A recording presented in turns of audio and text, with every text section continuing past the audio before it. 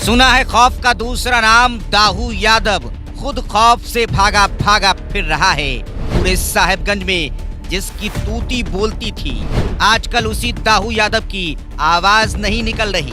निरीह जनता के सामने जो दाऊ यादव बाहुबली बना फिरता था, कानून का डंडा पड़ते ही कमजोर हो गया है। जिस दाऊ यादव के रास्ते से गुजरने पर खिड़की दरवाजे बंद हो जाया करते थे, इन दिनों वही कहीं पर छिप कर बैठा है। साहेबगंज में पूरे सिस्टम को अपनी जेब में रखने वाले दाऊ यादव के ऊपर ईडी का डर सिर चढ़कर बोल रहा है। बाहुबली दाऊ यादव का बल आजकल इतना कम हो गया है कि वो केंद्रीय एजेंसी के डर से थर थर कांप रहा है। अपनी हरकतों की वजह से कभी अग्निपथ के कांचा चीना जैसा रुतबा रखने वाला दाऊ यादव आजकल मिस्टर इंडिया हो गया है। साहेबगंज में अपने अवैध धंधों से विशाल साम्राज्य खड़ा कर शेर करने वाला दाऊ इन दिनों चूहा बनकर न जाने कौन से बिल में छिपा बैठा है कि खोजे नहीं मिल रहा। झक सफेद कपड़ों और जूतों के पीछे अपने अनगिनत काले कारनामों को छुपाने की असफल कोशिश करने वाले दाऊ यादव को ईडी साहेबगंज में हुए 1000 करोड़ रुपए के अवैध खनन मामले में खोज रही है। कभी दिन के उजाले में भी जिस दाऊ यादव की एक झलक देख लोगों की घिघी बन जाती थी, वो आजकल ईद का चांद हो गया है। ना मिल रहा है, ना दिख रहा है। दाऊ यादव महीनों पहले एक बार रांची आया था। ईडी के अधिकारियों को अपनी शक्ल दिखाई थी। सवालों की बौछार हुई तो घबरा गया। बोला, मम्मी बीमार है, साहब हमको जाने दीजिए, हम आते जाते रहेंगे। अधिकारियों ने भी ज्यादा 3-5 न करते हुए जाने दिया। लेकिन तब से ही दाऊ ऐसा 9-2-11 हुआ कि आज तक उसकी खबर नहीं है। कई बार समन जारी किया गया।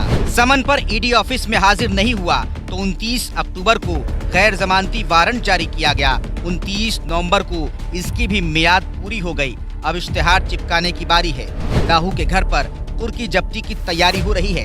गुरुवार को भी ईडी की टीम साहेबगंज पहुंची थी।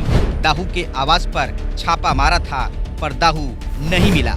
सूत्रों का कहना है कि दाऊ यादव आजकल नेपाल में है।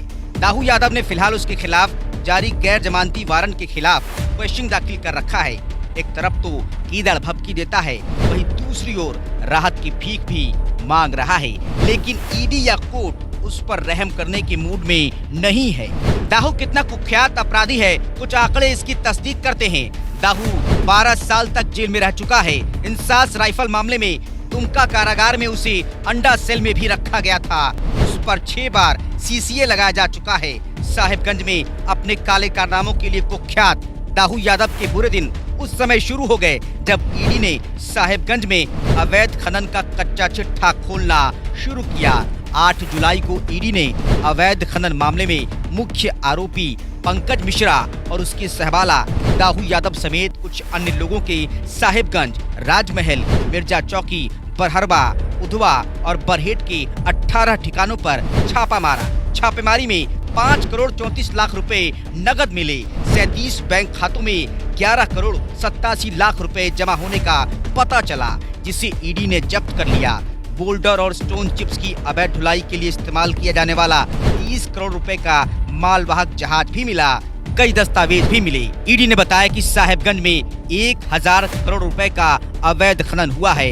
पंकज मिश्रा तो जेल में है, लेकिन दाऊ बाहर रहकर भी कैद में है। डरा हुआ है, सहमा हुआ है।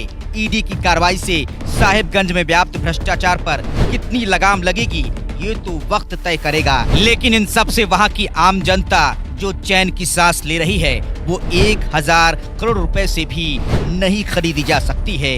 भीतर ही भीतर साहेबगंज की जनता पंकज मिश्रा, दाऊ यादव जैसों पर कार्रवाई की वजह से ईडी के जयकारे लगा रही है।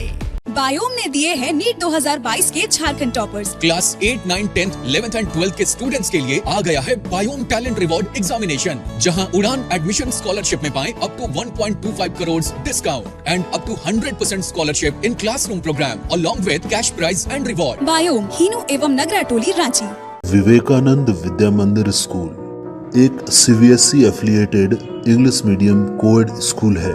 हम शिक्षा के साथ संस्कार देते हैं।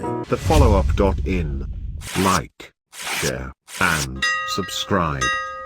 www.thefollowup.in